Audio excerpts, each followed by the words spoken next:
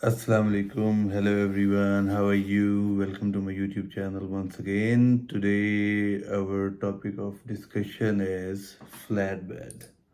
So flatbed के अंदर तकरीबन 3 किस्म के ट्रक्स आ रहे होते हैं। मतलब 3 किस्म के ट्रक्स जो हैं वो फ्लैटबेड पे काम कर रहे होते हैं। एक तो वो है जो स्ट्रेट फ्लैट बेड है, जो कि स्ट्रेट ट्रक के पीछे होता है। वो 21 फीट, 18 फीट, 21 फीट, 25 फीट का फ्लैट बेड होता है। उसके अलावा दूसरा पावर ओनली है, तो पावर ओनली के पीछे 2 तरह का फ्लैट बेड आ रहा होता है। एक 48 फीट होता है, एक 53 फीट होता है। सो मूविंग फॉरवर्ड, फिर हॉट शॉट ट्रक्स जो होते हैं ना, जो मैंने आपको याद होगा लास्ट वीडियोस में भी बताया हुआ है आपको कि ये जो वीगो और टोयोटा टंड्रा वगैरह जो होते हैं पिकअप ट्रक्स, इनके पीछे भी वो लोग फ्लैट बेड हुक करके तो काम कर रहे होते हैं। सो उनकी रेंज स्टार्ट होती है 25 फीट से लेके 43 फीट तक। तो 43 फीट से बड़ा अगर फ्लैट बेड किसी के पास होगा तो अल्टीमेटली वो पावर ओनली के साथ काम कर रहा होगा। और अगर 25 फीट से आप कह लो 43 फीट का आपको कोई बोलता है कि मेरे पास फ्लैट बेड है, तो वो अल्टीमेटली हॉट शॉट होगा। और 25 फीट से कम वाला अगर फ्लैट बेड होगा किसी के पास, तो वो स्ट्रेट, जिस तरह बॉक्स ट्रक आपने देखा होगा, तो बॉक्स ट्रक का बॉक्स ऊपर से ख़त्म कर दो तो वो 25 फीट का फ्लैट बेड बन जाता है।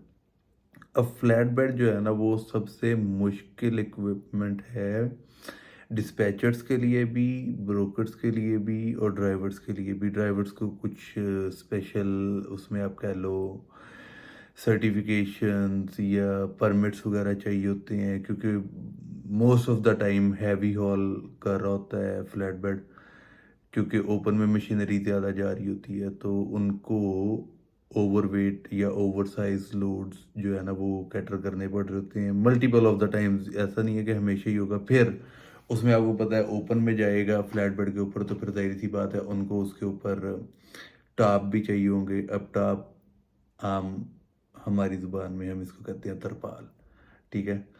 फिर उनको स्ट्रैप्स चाहिए होंगे साइड से सिक्योरिटी के लिए, वो सिक्योर करते हैं लोड को स्ट्रैप्स लगा के। चेन्स एंड बाइंडर्स होते हैं, ठीक है। समटाइम्स विंच होती है, ठीक है। ये सारी मैं आपको बारी बारी करके चीज़ें बताना चाह रहा था कि इसमें एक्चुअल में कौन कौन सी accessory most important and most used in the industry होती है। फ्लैट बेड के मैक्सिमम लोड जब भी आएंगे तो उनमें ये चीज़ें आपके फ्लैट बेड वाले ड्राइवर के पास होनी ही होनी चाहिए, ठीक है। सबसे पहली चीज़ तो टॉप तो मस्ट है। अगर टॉप नहीं है तो मेरा नहीं ख्याल कि उसको फ्लैट बेड का काम करना चाहिए। अगर फ्लैट बेड का काम कर रहा तो फिर टॉप ज़रूरी है। नहीं है उसके पास, उसको कोई इतना महंगा नहीं आता, ले ले 200, 250, 300 बहुत अच्छे वाला वाला होगा, इंडस्ट्रियल टॉप भी होगा तो 500, $550 का आ जाएगा। इसके थोड़ा सा आगे हम चलते हैं तो फिर स्ट्रैप्स तो होते ही हैं। और स्ट्रैप्स के अलावा just give me a moment here. Straps sorry यार, ये मेरा थोड़ा सा गले का इशू चल रहा है, तो माज़रत इस चीज़ के लिए। स्ट्रैप्स आपको चाहिए। अगर स्ट्रैप्स नहीं है तो भी बड़ा टफ है मामला, ठीक है। स्ट्रैप्स के अलावा चेन्स एंड बाइंडर्स होने ही चाहिए, होने ही चाहिए, क्योंकि बहुत सारे लोड ऐसे आ जाते हैं जिसमें मशीनरी को सिक्योर करने के लिए उनको चेन्स की ज़रूरत पड़ रही होती है। उसके अलावा मतलब आप कह लो कि अगर ज़्यादा लोड कवर करना चाहते हो, ठीक है, ज़्यादा कमा के देना चाहते हो अपने ट्रक वाले को, तो आपके पास विंच होनी चाहिए, ठीक है। विंच से ये होता है कि समटाइम उनके पास अगर पैलेट जैक नहीं है या फोक लिफ्टर नहीं है लोड करने के लिए आपके ट्रक को, तो वो विंच का इस्तेमाल करके लोड को पुल कर लेते हैं ट्रेलर के ऊपर। इसके अलावा टिल्ट ट्रेलर अगर है तो उसका भी काम बहुत ज़्यादा मार्केट में आ रहा होता है। तो टिल्ट ट्रेलर से मुराद ये है कि हाइड्रोलिक्स होते हैं, तो वो इस तरह से टिल्ट हो जाता है, ज़मीन के साथ लग जाता है, तो उसी से वो लोड ऊपर लोड कर देते हैं ट्रेलर को ना। इसके अलावा डनेज होता है, डनेज होते हैं सम सॉर्ट ऑफ कुशंस, जो कि अगर कोई फ्रिजाइल आइटम है जिसके टूटने का थोड़ा बहुत खतरा है, यूजुअली इसके ऊपर जो है ना वो जा रहे होते हैं मार्बल आइटम्स होंगे या ग्लास के कोई आइटम होंगे, तो उनमें वो डनेज यूज़ कर लेते हैं लोड को सिक्योर करने के लिए। रेट काफ़ी अच्छा मिल रहा होता है फ्लैट बेड का, तो अपने ड्राइवर्स को आपने इंसिस्ट किए रखना है कि वो मैक्सिमम ऑफ द टाइम अपनी एक्सेसरीज पूरी रख कर के चलें।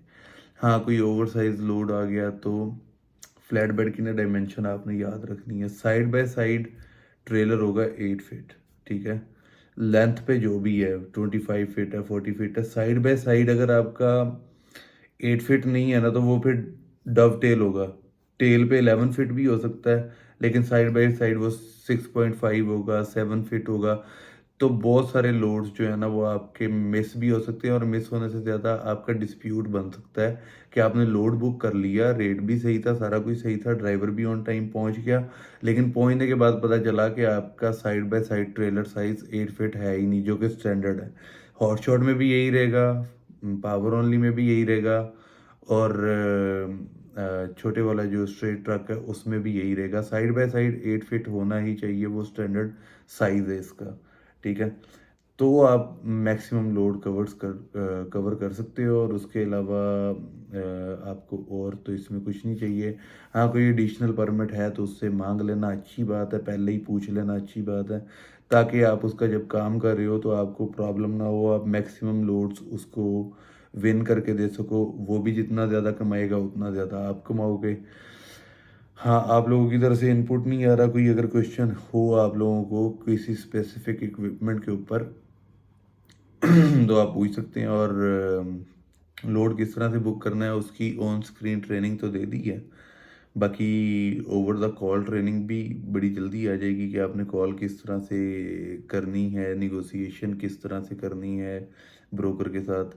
निगोशिएशन करने के बाद आप ड्राइवर को किस तरह से एग्जैक्टली डिस्पैच करते हो, ईटीए किस तरह से मैनेज करके दे रहे होते हो, क्योंकि टाइम आपको ज़ाहिर सी बात है देखना पड़ता है कि वहाँ माइल्स में वो काउंट कर रहे होते हैं, तो आपको उसी हिसाब से देखना पड़ता है कि आप ट्रक कितनी देर में वहाँ पे पहुँचा सकते हो, लोड पिक करके ट्रक कितनी देर में आगे डेस्टिनेशन पे पहुँचेगा, तो आपने वो सारा स्केजुअल देखना होता है।